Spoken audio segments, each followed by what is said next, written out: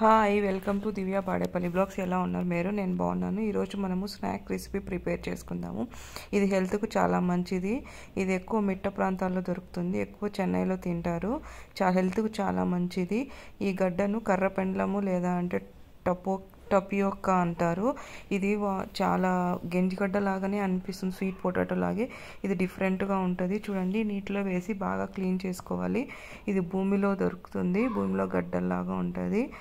ఇది తినడం వల్ల బాడీకి హీట్ తగ్గించి కూల్ అవుతుంది. దీంతోనే సగ్గుబియ్యం ప్రిపేర్ చేస్తారు.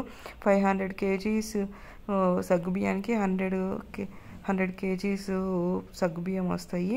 ఇలా నీట్గా కట్ చేసుకున్నాను, చిన్న చిన్న ముక్కలుగా కట్ చేసుకున్నాను. ఈ చివర ఆ చివర కట్ చేసేసి ఇలా కట్ చేసుకుంటే తొందరగా బాగా ఉడుకుతాయి. ఇప్పుడు ఒక ప్యాన్లో ఆయిల్ పెట్టి లేదా ఇడ్లీ పాత్రలో అయినా వాటర్ వేసి కొంచెం సాల్ట్ వేసి ఇడ్లీ పాత్ర ట్రైన్ అక్కడ పెట్టేసి ఈ గడ్డలను ఒక్కొక్కటి మనకి ఎంత క్వాంటిటీ కావాలో అన్ని పెట్టేసుకొని ఇలా ఘాట్లు పెట్టుకోవాలి. ఇలా ఘాట్లు పెట్టుకోవడం వల్ల ఈజీగా లోపలంతా ఉడుకుతుంది. లేకపోతే వాటర్లో డైరెక్ట్గా వేసామనుకోండి, అవి స్కిన్ అంతా కండంతా వేరువేరుగా వస్తుంది.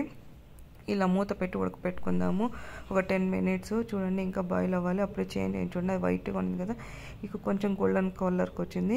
ఇప్పుడు చూద్దాము, బాయిల్ అయినాయి. చూడండి, ఓపెన్ అయిపోయినాయి. ప్రెస్ చేసి చూద్దాము. ఇవి ఉడికినా కానీ గింజిగడ్డల్లాగా మెత్తగా అవ్వవు, కొంచెం హార్డ్గానే ఉంటాయి. చాలా హెల్త్కి మంచిది. ఇలా స్టోర్ చేసుకొని ఒక బాక్స్లో రోజు ఒకటి తింటా ఉన్నాం అనుకోండి, వీటిలో ఫైబర్ కంటెంట్ ఎక్కువ ఉంటుంది, బాడీకి కూల్ అవుతుంది, వెయిట్ మేనేజ్మెంట్ కూడా చేయొచ్చు. మీరు కూడా బాయిల్ చేసి ఎలా వచ్చిందో తినండి. ఇవి టేస్టీగా ఉండదు, చప్పగా ఉంటుంది. అంతే, చాలా ఈజీగా ప్రిపేర్ చేసుకోవచ్చు. మీకు ఈ వీడియో నచ్చితే మరిన్ని వీడియోస్ కోసం నా ఛానల్ని సబ్స్క్రైబ్ చేయండి. Thank you for watching.